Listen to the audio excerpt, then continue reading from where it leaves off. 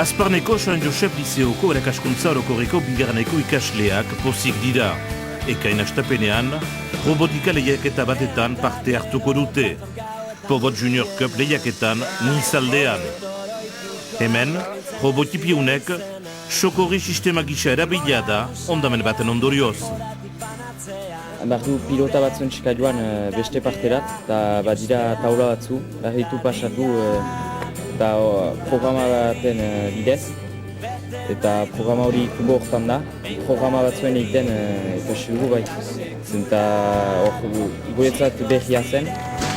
Eta erakaslentzat joko moduan egina izan den argita unek bere ondorioak ekarri ditu.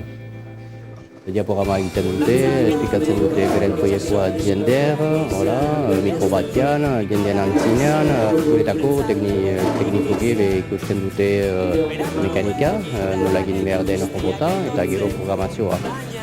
Orai Azparneko erakaskuntza orokorreko bigarreneko ikasleentzat helburu bakar bat, beren proiektua garaile atera dadin lehiaketa nagusian.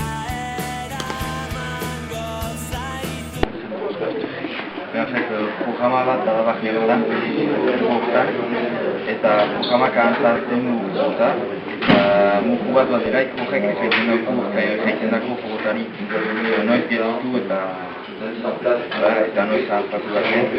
Eta bestinatu bat dira beste konzer bat, bada hemen maha betzoi segitzeko eta hora susen joiteko, eta beti susen joiten. Eta gero programak dutena antzartzen. Piloten atzemaiteko? Piloten atzemaiteko programan da berdin, eta motor batek altxarazten du hori, eta gero antzartzen da eta izitzen eta programan da dena.